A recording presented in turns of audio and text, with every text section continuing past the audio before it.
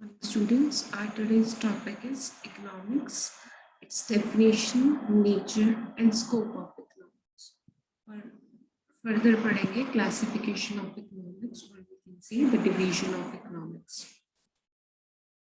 Economics क्या है? अगर हम economics की general language में बात करें, generally हम economics की बात करें, तो हमारी पूरी इकोनॉमी में जो भी चीज़ों की कोई भी चीज बन रही है, बिक रही है, that is known as economics. उसको हम इकोनॉमिक्स बोलेंगे। कोई भी इकोनॉमी में हो, किसी भी हर एक कंट्री की एक अलग इकोनॉमी होती है, तो वहाँ पे जो भी लोग यूज कर रहे हैं चीजों को, किसी भी चीज को प्रोड्यूस किया जा रहा है, किसी भी चीज को बेचा जा रहा है, that is known as the economics. कौन से रेट में वो बन रही है, कौन से में वो बिक रही है, दैट इज इकोनॉमिक्स। Definition की बात करें अगर, economics is the science that deals with production, exchange and consumption of various commodities in economic systems. It shows how scarce resources can be used to increase wealth and human welfare. The central focus of economics is on scarcity of resources and choices among their alternative uses. The resources or inputs available to produce goods are limited or scarce. This scarcity induces people to make choices among alternatives, and the knowledge of economics is used to compare the alternatives for choosing the best amongst them. For example, a farmer can grow paddy, sugarcane, banana, cotton, etc. in his garden land, but he has to choose the crop depending upon the availability of irrigation. जैसे कि इन्होंने क्या बात की कि economics जो है वो किसकी साइंस है, वो सोशल साइंस की एक ऐसी ब्रांच है जो कि डील करती है चीज़ों की प्रोडक्शन, फिर उनकी एक्सचेंज और फिर उनकी कंजप्शन पे। मतलब कोई चीज़ प्रोड्यूस होती है, फिर वो बिकती है मार्केट में और उसे कंज्यूम किया जाता है। जो कंज्यूमर्स हैं उसे कंज्यूम करते हैं। खरीदते क्यों है हम कोई चीज़? उसको यूज करने के लिए। डेफिनेटली हम ऐसा तो नहीं है कि कुछ हमने खरीदा और कबाड़ी वाले को बेच दिया। We are not doing that. We are buying any commodity to use that commodity. तो कोई चीज अगर प्रोड्यूस हो रही है तो उसका एक्सचेंज होगा, then it can be consumed. तो वो होता है किसी कंट्री का इकोनॉमिक सिस्टम। प्रोडक्शन कैसे हो रही है, एक्सचेंज कैसे हो रहा है और उसका कंजप्शन फिर कैसे हो रहा है। इसमें है कि हमें जो चीज़ों की स्कैसिटी है, डेफिनेटली कोई भी चीज़ हम बना रहे हैं तो उसके लिए हमें गुड्स चाहिए, सर्विसेज चाहिए, रॉ मटेरियल चाहिए। तो वो क्या है, उसकी कभी ना कभी कमी आएगी। तो उसके लिए हम क्या है, अल्टरनेटिव ढूंढते हैं कि हम उसकी जगह पे कोई दूसरी चीज़ उससे जो बेहतर हो, उससे बेटर वाली चीज़ कैसे ऑप्शन में रख के कैसे उसको यूज कर सकते हैं instead of using that old thing, because it is scarce. उसकी scarcity है, कमी है उसकी। तो उसकी कमी को हम कैसे दूसरी किसी चीज को यूज करके पूरा कर सकते हैं। तो that is the economics. That is how we are going to manage things with by using its older things alternatives. That is the economics. कैसे लोगों की वेल्थ और ह्यूमन वेलफेयर पे काम किया जा सकता है। उनकी जो स्कैर्स होने वाली चीज़ें हैं, जिनकी स्कैसिटी हो सकती है, उनकी जगह पे हम कैसे उसके अदर ऑल्टरनेटिव्स यूज करके चीज़ों को काम में ला सकते हैं। तो इन्होंने एक बहुत अच्छी एग्जाम्पल दी है कि एक फार्मर है, उसके पास एक पीस ऑफ लैंड है, वो वहाँ पे लॉट ऑफ ऑप्शंस है उसके पास। लाइक वो मेज ग्रो कर सकता है, वो वीट ग्रो कर सकता है, ठीक है, वो ओट्स ग्रो कर सकता है, बरसीन ग्रो कर सकता है। But he has to think कि उसको प्रॉपर जो न्यूट्रिएंट्स है या मान लीजिए इरिगेशन वाटर है, वो किस क्रॉप के लेवल का उसे मिलेगा। लाइक अगर कोई फार्मर राइस ग्रो करना चाहता है बट उसके पास पानी की स्केसिटी है, तो उसको कुछ दूसरा अल्टरनेटिव ढूंढना होगा। या तो उसको क्रॉप चेंज करनी होगी या तो उसको कहीं से पानी अरेंज करना होगा, then he manage to grow that rice, that paddy. Means कि हमें या तो उस चीज का अल्टरनेटिव चूज करना है, या तो वो चीज स्कैर्स नहीं होनी चाहिए, उसकी स्कैसिटी ही नहीं होनी चाहिए. Then we are going to manage the things. This is how the things work. Anyways.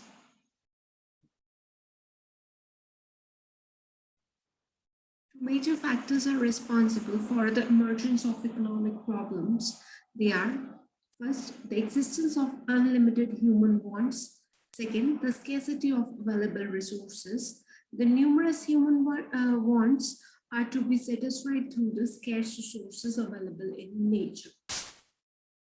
Economics deals with how the numerous human wants are to be satisfied with limited resources. The science of economics centers on want, effort and satisfaction. मतलब क्या है कि इसमें जो है economic problems में वो दो चीजें बेसिक है. पहले तो लोगों की जरूरतें ज्यादा है और दूसरी क्या है, चीजों की कमी है. तो अब इकोनॉमिक्स जो है उससे हमें ये मैनेज करना है कि कैसे हम अपना एफर्ट डाल के लोगों की ज्यादा से ज्यादा वांट्स को पूरा कर सकते हैं विद द अवेलेबल रिसोर्सेज. जितना हमारे पास रिसोर्स अवेलेबल है उसको यूज करके उसमें कुछ ऐसा एफर्ट डालें ताकि लोगों की वांट जो है वो पूरी हो जाए. तो इसमें क्या है, इकोनॉमिक्स जो है वो तीन चीजों से चलेगी. पहला है वांट क्या है लोगों की, फिर रिसोर्सेज कौन से अवेलेबल हैं और उनको हमें एफर्ट डाल के कैसे हम ज्यादा से ज्यादा लोगों की वांट्स को पूरा कर सकते हैं उन लिमिटेड रिसोर्सेज में से. That is how economics work. Economic not only covers the decision-making behavior of individual, but also macro variables of economies like national income, public finance, international trade, and so on. मतलब ये नहीं है कि वो सिर्फ individuals के behaviour पे ही work करती है. वो सिर्फ इकोनॉमिक्स सिर्फ इतनी सी ही नहीं है कि वो सिर्फ ये देखेगी कि हमें स्कैर्स रिसोर्सेज को कैसे एफर्ट डाल के ज्यादा से ज्यादा लोगों को सेटिस्फाई करना है, बल्कि हमें और भी बहुत चीजें इकोनॉमिक्स के थ्रू ध्यान में रखनी है. जैसे कि नेशनल इनकम कितनी है, फिर पब्लिक फाइनेंस कितना है, third international trade, import export के बारे में, and further so on many things. ठीक है जी. अब हम बात करेंगे डेफिनेशंस की. जैसे अलग अलग लोगों ने इकोनॉमिक्स की अलग अलग डेफिनेशंस दी है. जैसे कि several economics has defined economics taking different aspects into account. The word economics was derived from two Greek words, okios जिसका मतलब होता है a house and nemen means to manage, which would mean managing an household using the limited funds available in the most satisfactory manner possible. ये जो दो Greek शब्दों से बना है, ओकियोस और नेमेन से, जिसका मतलब है कि हमें कैसे एक घर को चलाना है कम से कम रिसोर्सेज में, कम से कम रिसोर्स यूज करके लिमिटेड फंड्स में हमें कैसे अपने पूरे घर को चलाना है. तो from there this word economics comes out.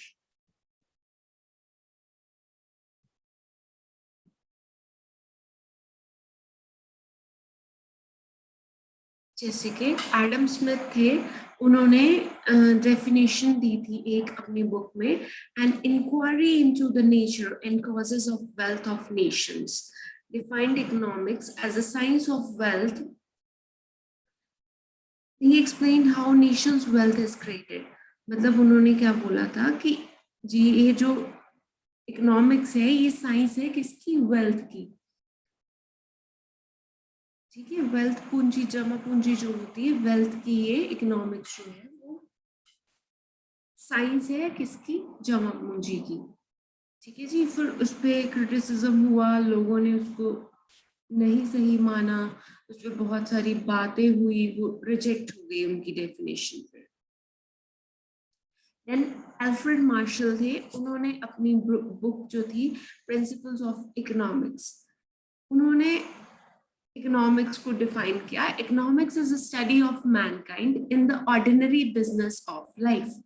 ये क्या है, इकोनॉमिक्स जो है वो मैनकाइंड की, मानवता की एक स्टडी है, जो कि एक ऑर्डिनरी बिजनेस ऑफ लाइफ है। ठीक है, ये एक जिंदगी का पड़ाव है, एक जिंदगी का लेन देन है, जो कि हमारी इकोनॉमिक्स है, जो कि ह्यूमन मानवता में क्या चल रहा है उसके बारे में जो चीजें हो रही है, मानवता से रिलेटेड जो चीजें हैं, दैट इज द इकोनॉमिक्स। तो मार्शल ने ये बोला था।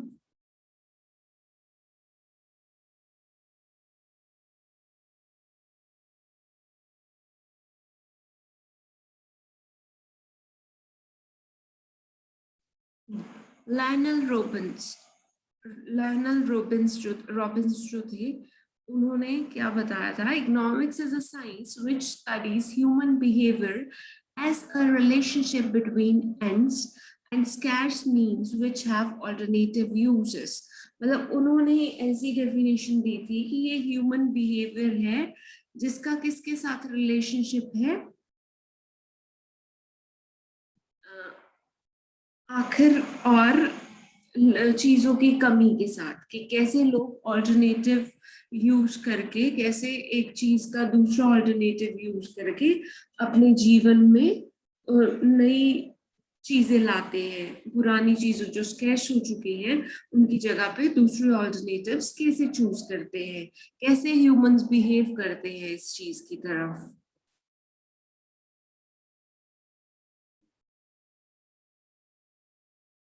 फिर प्रोफेसर पॉल सैमुअलसन जो थे, उन्होंने एक और definition the, the study of how main and society choose with or without the use of money to employ scarce productivity resources which could have alternative uses to produce various commodities over time and distribute them for the consumption now and in the future among various people and groups of society।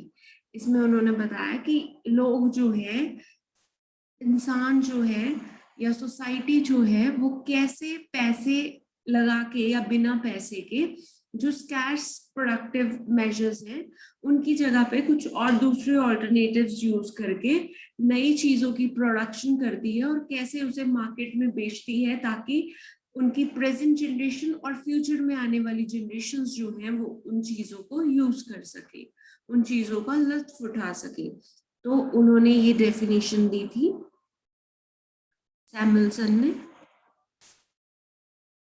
तो ये एक दो definition जो थी इन पे कुछ criticism नहीं हुआ, बट जो फर्स्ट वाली डेफिनेशन हमने पढ़ी थी उसमें क्रिटिसिज्म हुआ था और उसको सेल्फिशनेस की मिसाल बताया गया था, कुछ ऐसा था। Now let us talk about the scope of economics. Scope क्या होता है कि कहाँ कहाँ पे हमारी इकोनॉमिक्स जो है वो यूज की जा सकती है, कहाँ कहाँ उसकी हमें जरूरत पड़ती है। अब इसका हमें देखना है कि इकोनॉमिक्स जो है वो एक साइंस है या फिर एक आर्ट है। पहला है economics a science and an art. Science ये इस वजह से है क्योंकि ये एक हमें नॉलेज प्रोवाइड करती है, हमें थ्योरीज प्रोवाइड करती है। आर्ट ये इसलिए है क्योंकि इसमें जो ग्राफिकल डाटा हमें मिलता है वो हमें प्रैक्टिकल नॉलेज देता है कि कैसे चीजें जो है चेंज हो रही है, कैसे ग्राफ्स में अप्स एंड डाउन आ रहे हैं, कैसे चीजें कभी ऊपर कभी नीचे हो रही हैं। तो this is an art and science both. Then is positive and normative economics. Positive science की अगर हम बात करें तो it only describes what it is and normative science prescribes what is it ought to be। मतलब इसको क्या होना चाहिए। पॉजिटिव साइंस हमें ये बताती है कि ये क्या है, और जो नॉर्मेटिव है वो हमें ये बताती है कि ये क्या हो सकती है। Positive science does not indicate what is good or what is bad to the society. It will simply provide results of the economic analysis of the problem. मतलब ये किसी भी प्रॉब्लम का एक एनालाइज करके किसी प्रॉब्लम को उसके बारे में बताया गया है। सिर्फ इसमें सिर्फ उस चीज के रिजल्ट्स दिए गए हैं एनालाइज करने के बाद किसी प्रॉब्लम को उसके रिजल्ट्स इसमें दिए गए हैं। इसमें ये नहीं बताया गया है क्या चीज अच्छी है क्या बुरी है। बट नॉर्मेटिव साइंस की अगर हम बात करें, it makes distinction between good and bad. इसमें बताया गया है कि क्या अच्छा है क्या बुरा है। It prescribes what should be done to promote human welfare, कि हमें लोगों के भले के लिए क्या करना चाहिए, क्या अच्छा है लोगों के लिए क्या नहीं अच्छा है। एथिकल वैल्यूज प्रोवाइड की गई हैं। For example, 12% of the labor force in India was unemployed last year is a positive statement. मतलब कि 12% जो लेबर फोर्स थी इंडिया में वो लास्ट ईयर अनएम्प्लॉयड थी। ये क्या है, एक पॉजिटिव स्टेटमेंट है कि हमें पता है कि प्रेजेंट में या पास्ट में क्या था या क्या है। But it could be verified bye scientific measurements. 12% unemployment is too high is a normative statement comparing the fact of 12% unemployment with a standard of what is unreasonable। मतलब इसमें ये बताया गया है कि अगर 12% अनएम्प्लॉयमेंट थी इंडिया में तो ये अच्छी बात नहीं है। वो बहुत ज्यादा अनएम्प्लॉयड लोग थे हमारे इंडिया में, तो ये अच्छी बात नहीं है। हमें उसको कैसे रेक्टिफाई करना है ये वो भी हमें सजेस्ट करती है। तो this is the difference between positive and normative. Next is the methodology of economics. क्या मेथड्स यूज किए गए हैं इकोनॉमिक्स में? Number 1 is deductive method and number 2 is inductive method. Deductive method में क्या है कि हमें कुछ ऐसे प्रिंसिपल्स लेने चाहिए जो कि स्ट्रिक्ट ऑब्जर्वेशंस पे बेस्ड हो। हमें चीजें देख के फिर उसके बाद उनको एनालाइज करके उसका रिजल्ट देना चाहिए। बट इंडक्टिव में क्या है, the methods mount up for the particular to general. We begin with the observation of particular facts and then proceed with the help of reasoning founded on the experience so as to formulate laws and their theorems on the basis of observed facts।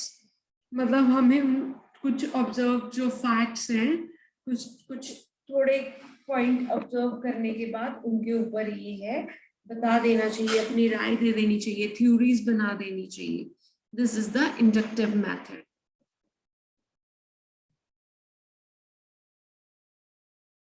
Next is the subject matter of economics. ये दो तरीके से पढ़ी जाती है। Traditional approach है एक इसकी, एक मॉडर्न अप्रोच है।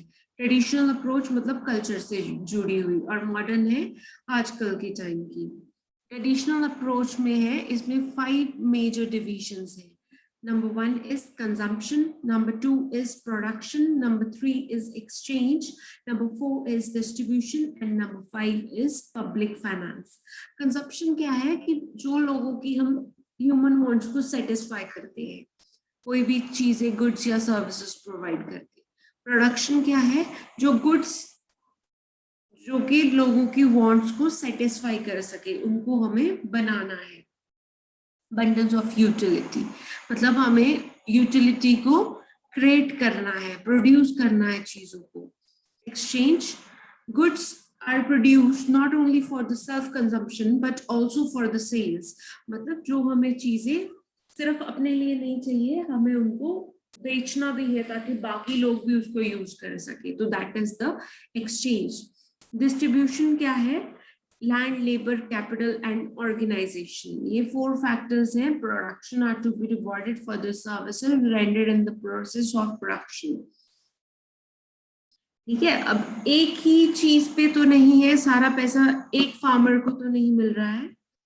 ठीक है, तो क्या है, जैसे एक लैंड ओनर है उसको रेंट मिलता है, लेबरर है उसको अपना पूरा दिन भर का पैसा मिलता है, कैपिटलिस्ट जो है उसको इंटरेस्ट मिलता है, फिर जो एंटरप्रेन्योर है उसको प्रॉफिट मिलता है। जो भी वहां से हमें क्रॉप हम जो है एंटरप्रेन्योर को देते हैं, इंडस्ट्रीज को देते हैं, तो उनको भी वहां से प्रॉफिट मिलता है। तो ये क्या हो गया, पैसे का डिस्ट्रीब्यूशन हो गया। कोई एक बंदा तो नहीं सारा पैसा खा रहा है। ठीक है, पहले जिसका लैंड है उसको भी पैसा मिल रहा है। ठीक है, जो उस पे काम कर रहा है लेबर की तरह उसको अपनी डेली वेजेस मिल रही है। तीसरा, जिसने कोई क्रेडिट प्रोवाइड किया है उसको अपना पैसा मिल रहा है। तो चौथा एंटरप्रेन्योर जो है, जिसके पास हम अपनी क्रॉप लेके जा रहे हैं या हम जिसको रॉ मटेरियल प्रोवाइड कर रहे हैं, he is also getting the money. तो ये हो गया distribution. Then fifth is the public finance. कैसे गवर्नमेंट जो है वो पैसा लेती है and how it spends it. मतलब जी, ये जो टैक्स वगैरह ली जाते हैं फिर बाद में उनको रोड पे लगा दिया जाता है और कुछ थोड़ा बहुत लोग भलाई में लगा दिया जाता है। तो that is the public finance, public revenue या पब्लिक एक्सपेंडिचर। आगे आ गया मॉडर्न अप्रोच। मॉडर्न अप्रोच जो है ये सिर्फ दो पार्ट्स में डिवाइडेड है। Number one is micro economics and number two is macro economics. Micro economics जो है वो किसी एक पर्टिकुलर डिसीजन, जो छोटा स्पेसिफिक डिसीजन है उसमें काम आती है। जैसे कि हाउस होल्ड में या छोटी एक फर्म में जो चीजें होती है, जो फ्लो ऑफ रिसोर्सेज चलता है, that comes under micro economics. मतलब छोटे लेवल की जो चीजें हैं। मैक्रो इकोनॉमिक्स क्या है? पूरा जो हमारा nation wide decision making process है, ठीक है, that is the macro economics, जिसमें इकोनॉमिक सिस्टम का सारा बिहेवियर आता है किसी बड़ी जगह का। जैसे कि macroeconomics deals with the behavior of aggregates like total employment, gross national production, GNP, national income। मतलब वो हमारे स्टेट लेवल पे या फिर बोल लीजिए आप कंट्री लेवल पे जो चीजें होती हैं, that comes under macro economics. पर एक इंडिविजुअल के जो से रिलेटेड जो चीजें हैं, जैसे कोई एक पर्टिकुलर इंडस्ट्री हो गई, कोई पर्टिकुलर एक कंपनी हो गई, कोई एक घर हो गया, उसका जो भी फाइनेंस है, उसका उसके अंदर जो भी इकोनॉमिक्स है, that all comes under micro economics. और जो देश के फैसले हैं, स्टेट के फैसले हैं पैसे को लेकर, इकोनॉमिक लेकर, वो आते हैं मैक्रो इकोनॉमिक्स में।